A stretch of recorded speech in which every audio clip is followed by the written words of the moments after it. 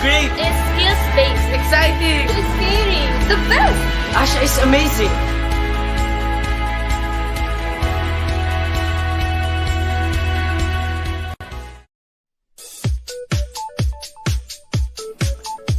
There are 1.1 million workers in the hotel and restaurant industry in the Philippines alone, 9.5 million in Europe, and 212 million in the United States. Vast investments have been made in construction of local assets in the country. Pacor Entertainment City, Boracay Equestrian Club, Misibis Bay, Baliaroca Resorts, and the Balasin Island Club in Quezon.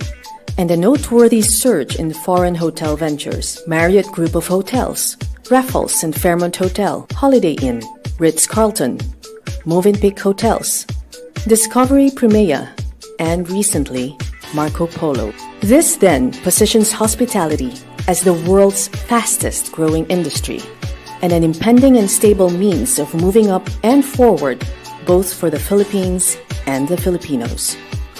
This sets the gauge of a feasible, impressive economic growth.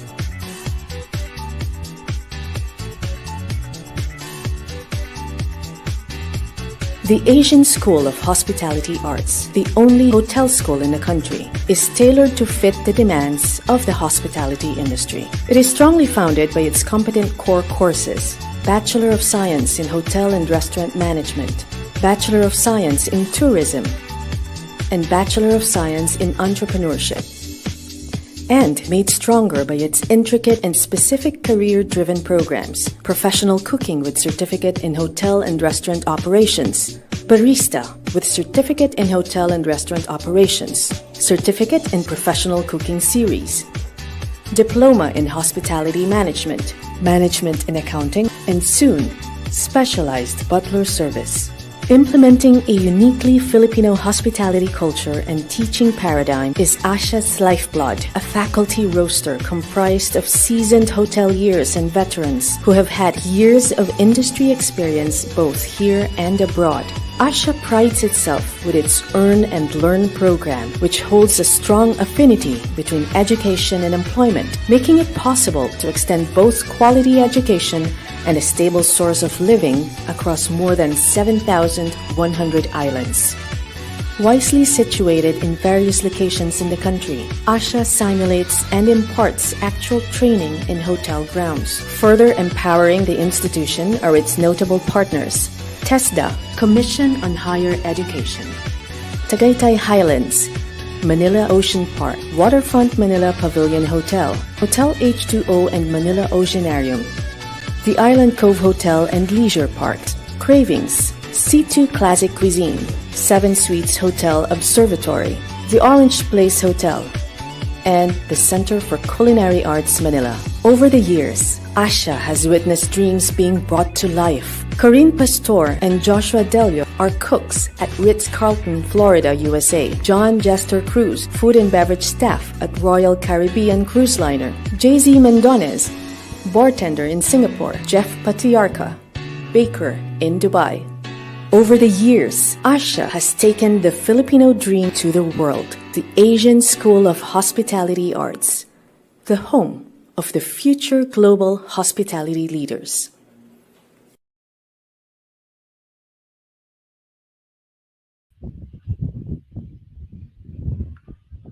Good evening mga e-estudyante. Welcome to another episode of ASHA E-Skwela. This is the first episode for 2022.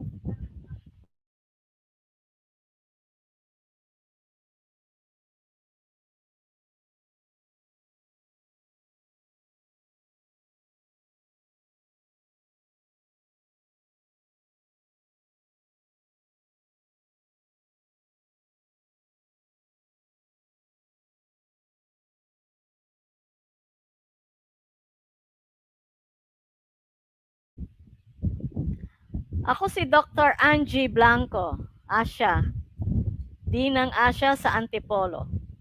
And today tayo ay matututo ng magkasama. Lalawak ang ating kaalaman sa bartending. At ang ating guest ngayon ay si Sir Nelson Navarro, isang batikang bartender ah, sa Vikings Cruise Line. So sa Vikings Cruise Line siya nagtatrabaho with 15 years of bar experience sa Magsaysay. Okay, good evening Sir Nelson. Kamusta? Yes, Ma'am Angie, good evening and good evening to everyone, to our students. Good evening once again. Welcome back. Oh, so kamusta yung biyahe mo? Kababalik mo lang galing Yes, sa ma'am, kauwi ko lang po after 6 months contract. Kauwi ko lang po last January, third week of January. So, masaya at medyo full of adventure ang biyahe dahil affected pa rin ng COVID or itong pandemic ang buong mundo, including sa ibang bansa.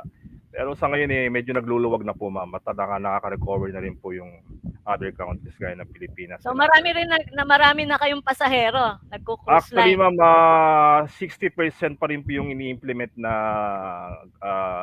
na passenger capacity. So may mga protocols din silang sinusunod gaya din sa Pilipinas, ma'am.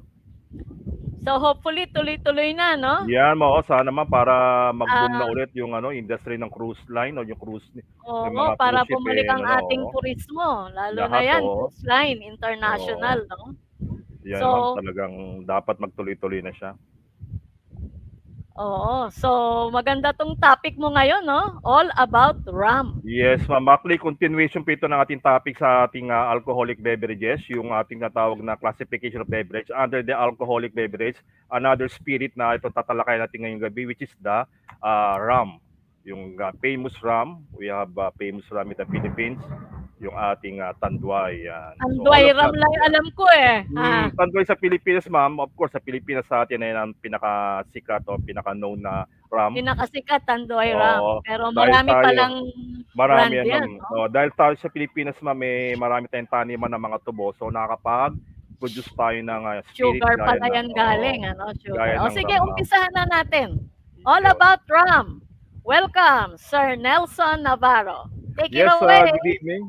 Yes, good evening once again. Welcome to ASHA, Asian School of Hospitality Arts. Once again, ako po ay nagbabalik, Mr. Nelson Navarro, ang inyo pong bartending instructor for tonight.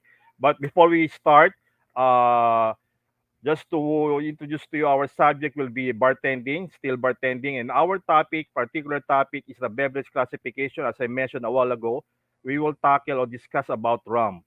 So ano nga ba itong rum? So after this session, I will give you first our intended learning outcome. At the end of this session, the participants or the students should be able to define the meaning of rum, to know the three types of rum, also to familiarize to some kinds of rum, to know the process of making on how to make rum, and at the same time learn the different cocktails, o ano yung mga different cocktails na popular na makikita natin sa bar once we go to the bar or we uh, go to other lounges. Okay, just to give you a little bit introduction or uh, introduction to the classification of rum.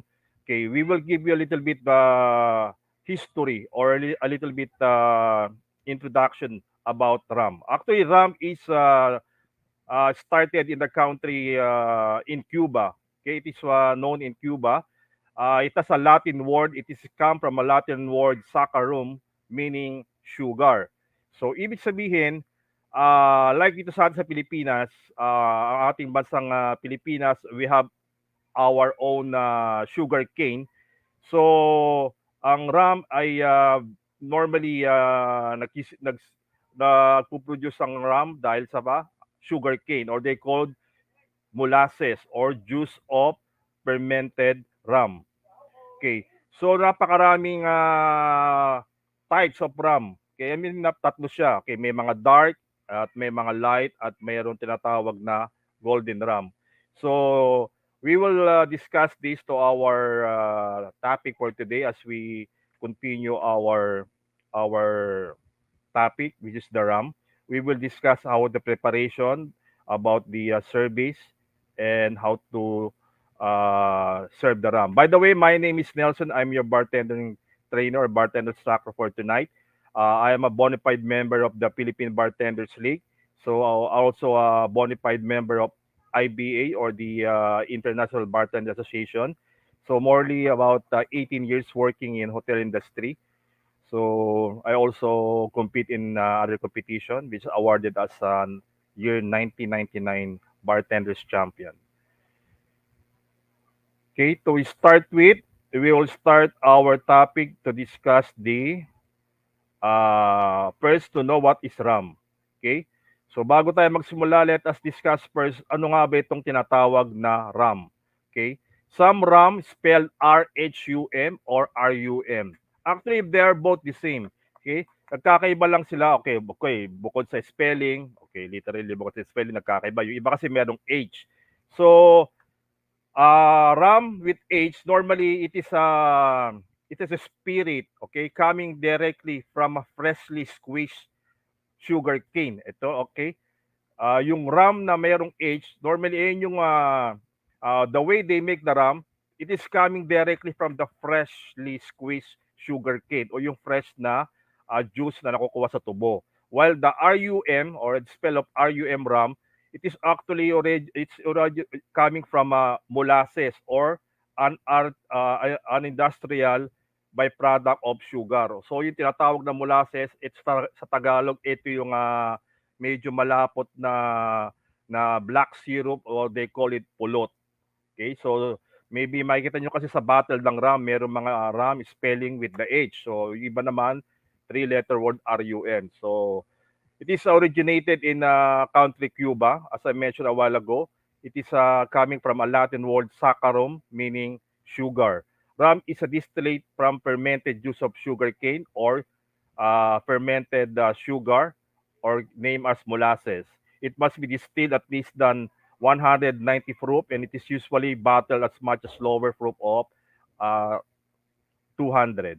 Some rums are produced in a pot still or either two continuous pot still, but it must be prepared to be in the pot still.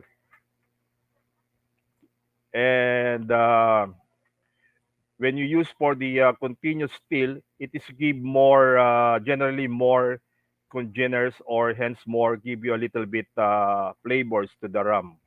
Okay, that's the differences when you're using a pot still or the continuous still. Okay, next. Okay, let's go to the types of rum. Okay, as I mentioned a while ago, we have three types of rum. So let's start first with this white rum.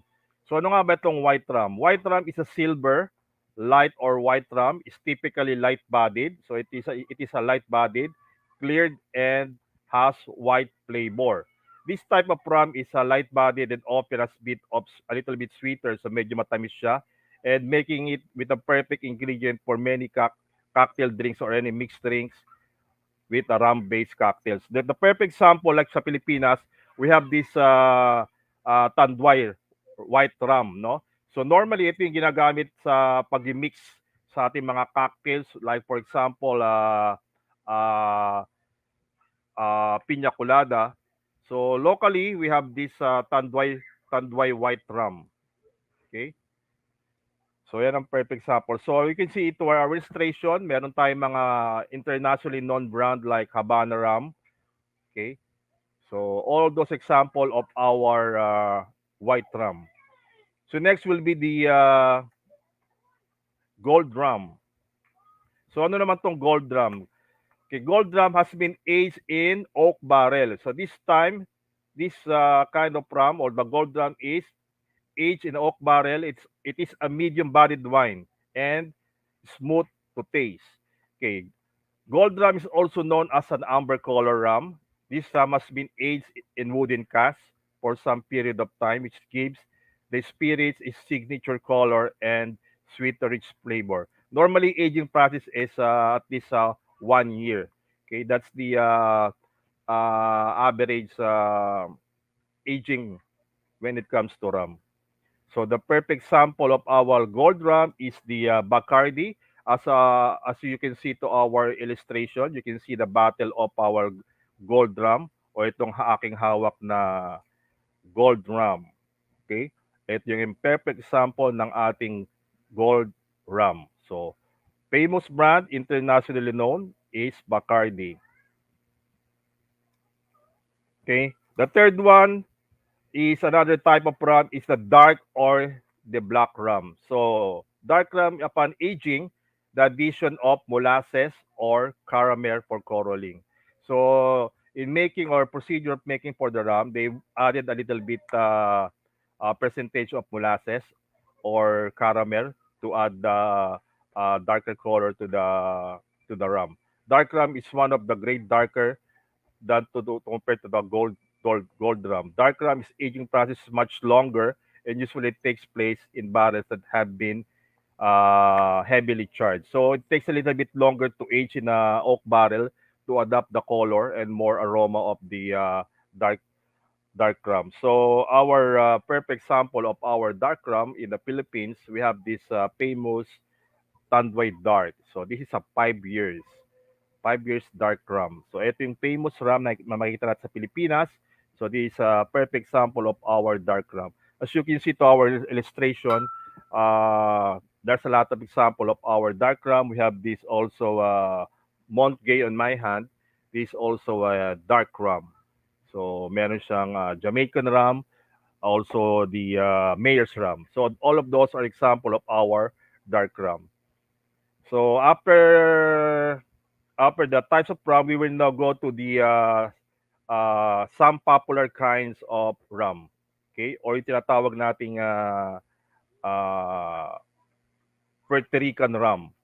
What are those Puerto Rican rum? As I mentioned to you a while ago, perfect example of the Puerto Rican rum is the Bacardi. It is originated in Puerto Rico. It has a dry and light flavor with a light bodied. So those are the characteristic of Puerto Rico rum. And the best example are the Bacardi and the Ron Rico rum.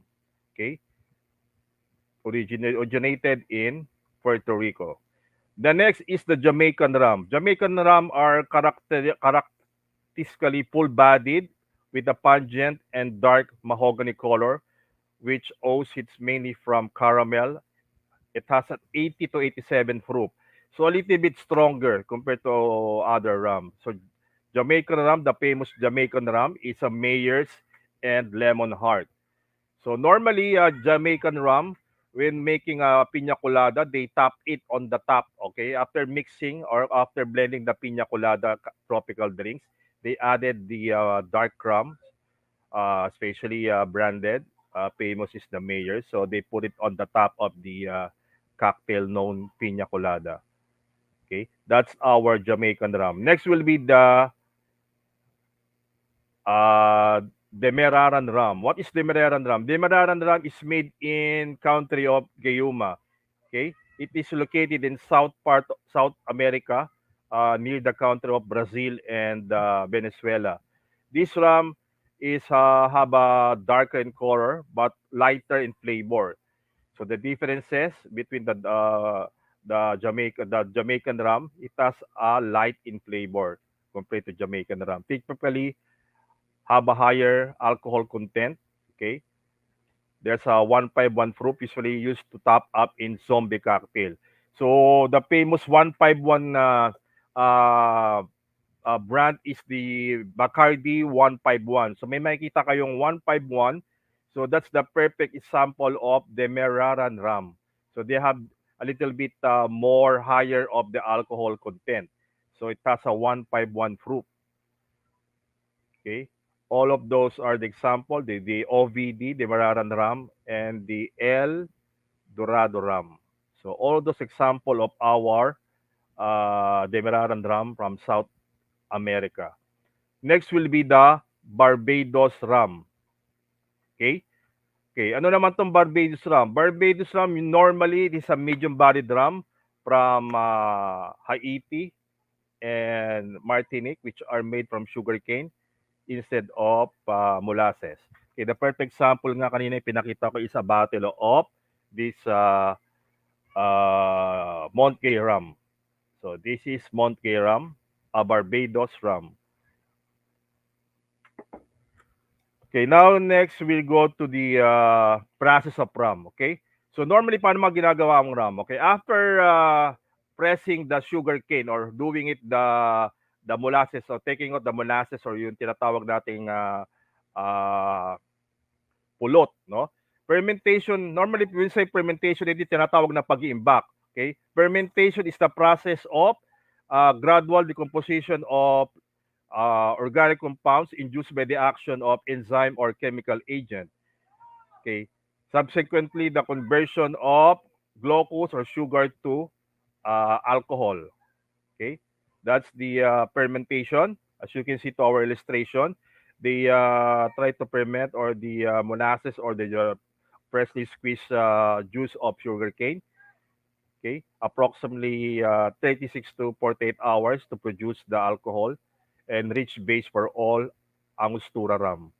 Okay, after fermentation, okay, the next process will be distillation. It is the process, what is distillation? It's the process of boiling the liquid after fermentation and condensing the vapor into produce the alcohol content.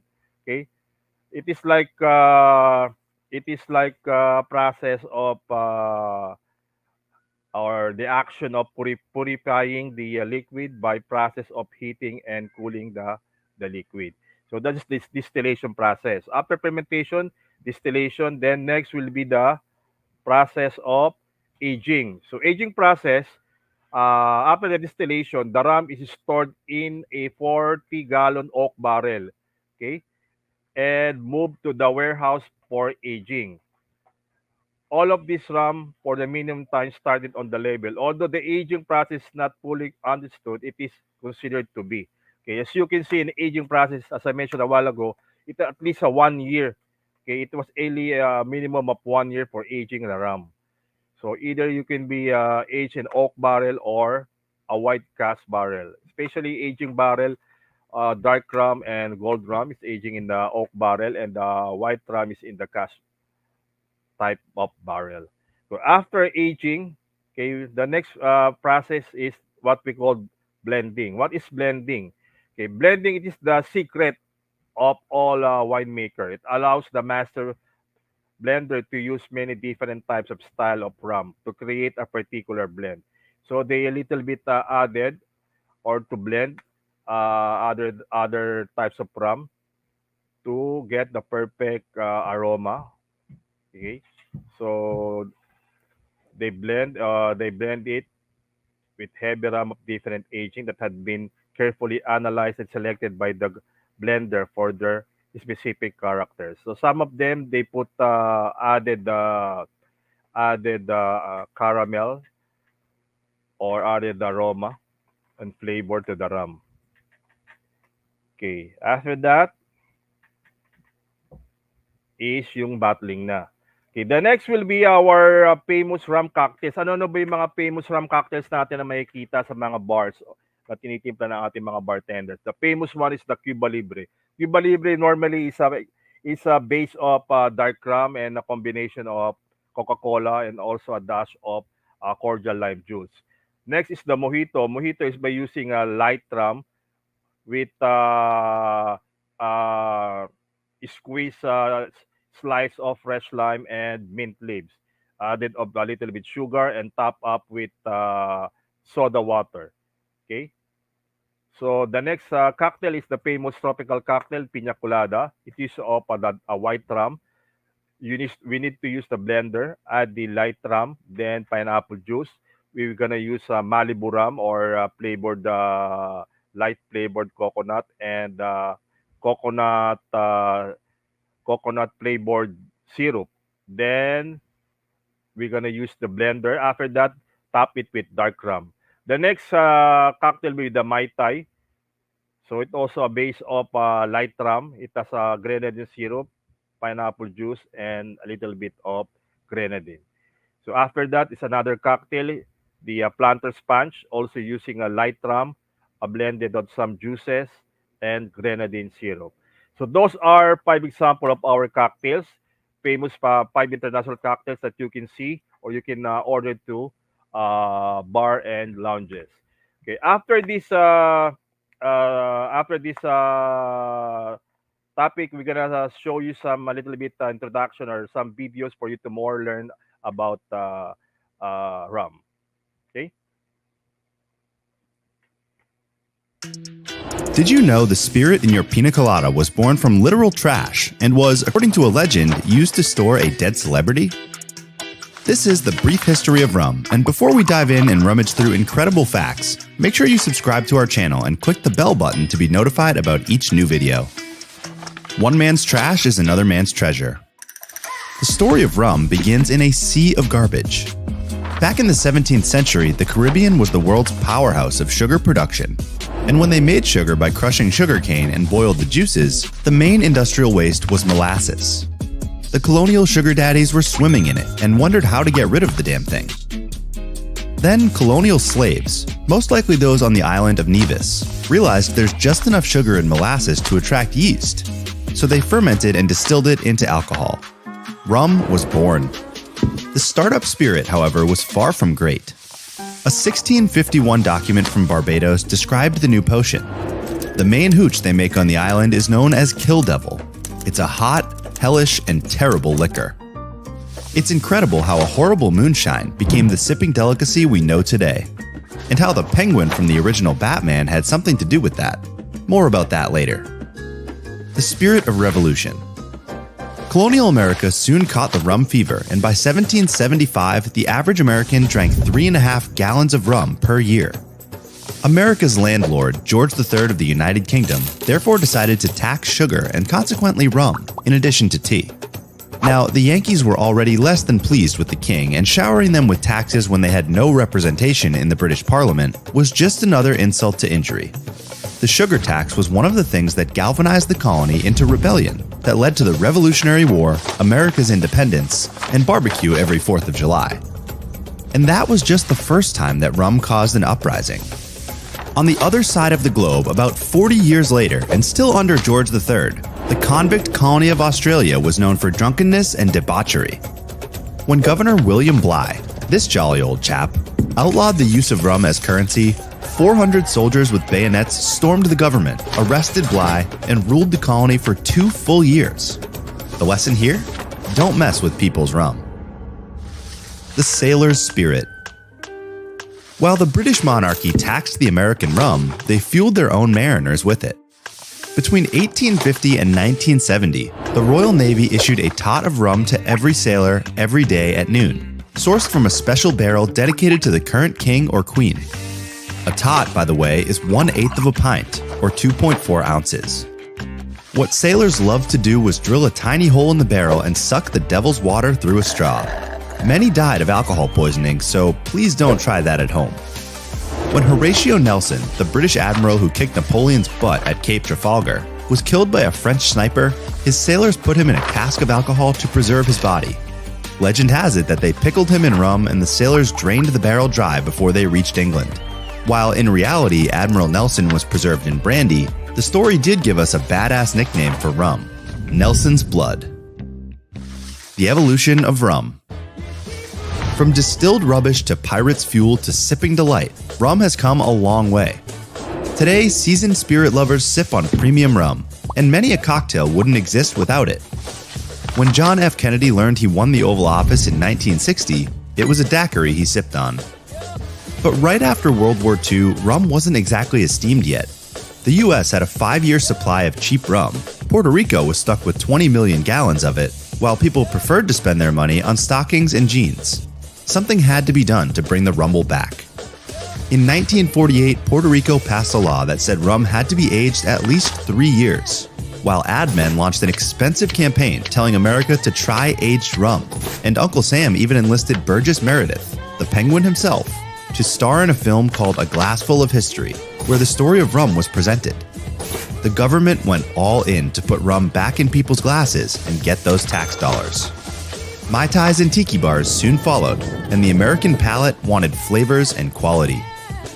When craft distilleries started popping up to cater to the demand in the following decades, old rum brands upped their game as well.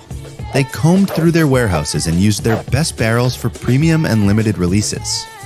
Names such as Ron Zacapa, Dictador, and Ron Botran are now shorthand for class and quality. You wouldn't put a dead sailor in those, would you?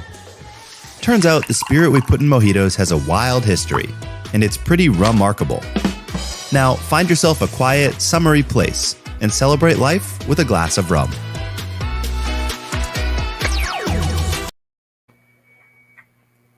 Yun, tama.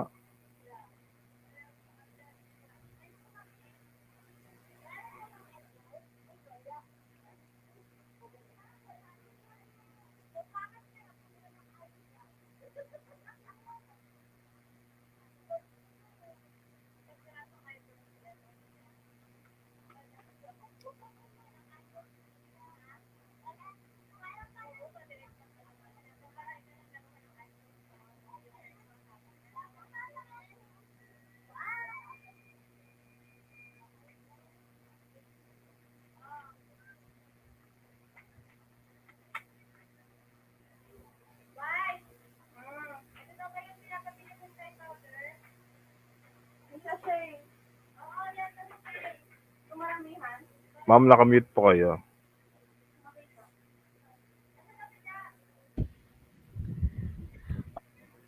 Okay, sa ating natutunan kay Sir Nelson ngayong gabi sa kanyang mga shinare na kaalaman tungkol sa RAM at saka sa video na pinatugtog natin. So, sana makapag-aral din kayo ng bartending, no? Meron kaming bartending sa ASHA at saka food and beverage service para kayo maging isang batikang bartender din and waiter gaya ni Sir Nelson at maka-abroad kayo Yun. Yan, sa sa ASHA. no?